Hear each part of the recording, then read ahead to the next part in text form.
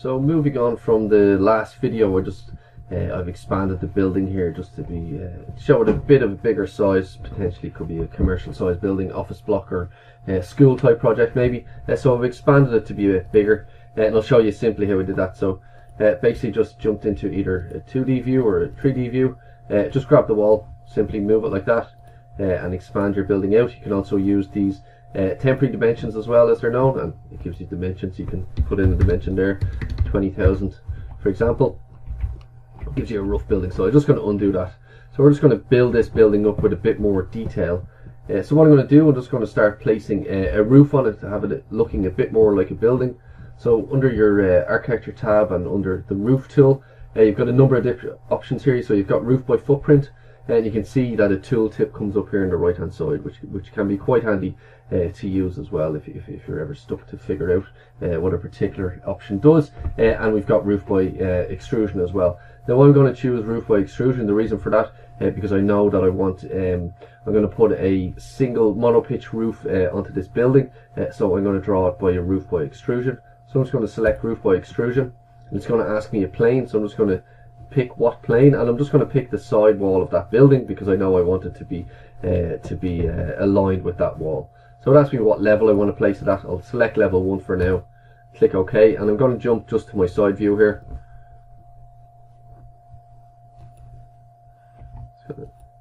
Jump to my side view, and I'm basically just going to draw a simple single line monopitch like so.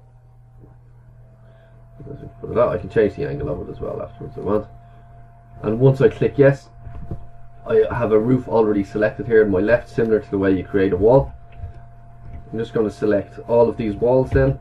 So tab with your tab key on your keyboard, click on one, that selects all of those walls as a chain, and I'm going to use something called attach top base. You don't have to always use this. You can model up your walls differently if you want.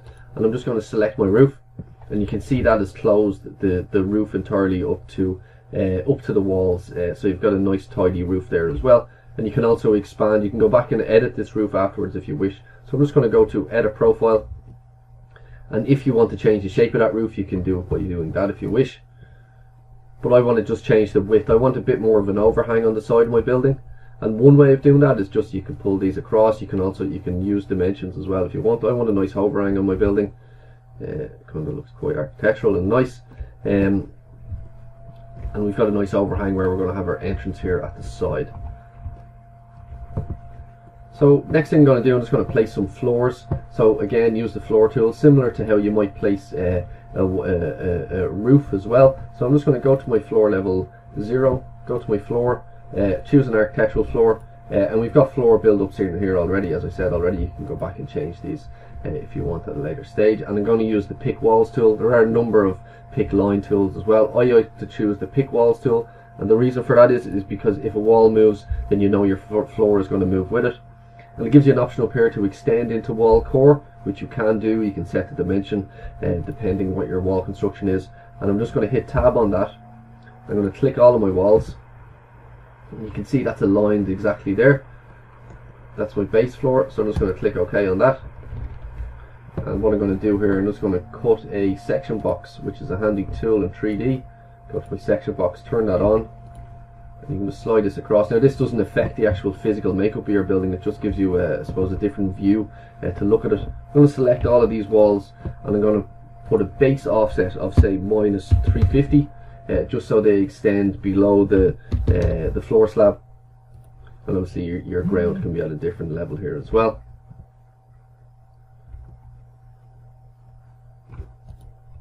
And that just means that they come further down past your floor slab there as well. So I want to place another floor in at level 1.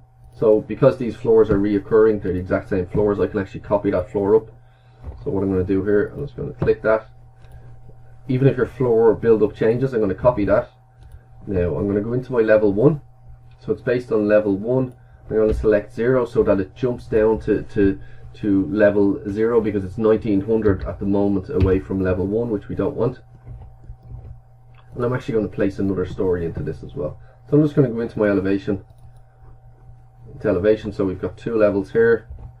I want to create another level, so I'm just going to type in LL for level, LL. It's going to go above that, place that across there.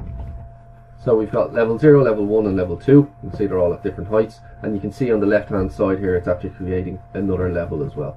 So I'm just going to go back in, duplicate my floor, I'm going to copy that again, I'm just going to pull it up there, and I'm going to go back in here and select level 2 and just make sure the height offset from level is set to 0, because you can see this is my level here, my level 2, and it's offset by whatever, about 1600 in there. So I'm just going to set that to 0.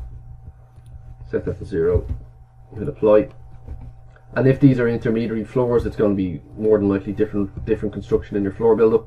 You can select those two and apply a different floor build-up to it. Here it might be timber.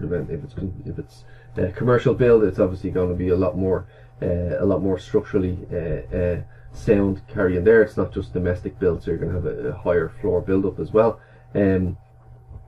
So I'm just going to select my base one. I'm going to change it to a bearing slab, and you can see I have a different construction in there. Now what I'm actually just trying to achieve here, all I want to achieve is a nice early stage conceptual design, so I'm just going to change that down to coarse, just so it just looks a bit more basic and a bit simpler as well. So I'm just going to take my section box, pull that back, have a look at my levels. What have we got? We've got 3, 4 up to that one.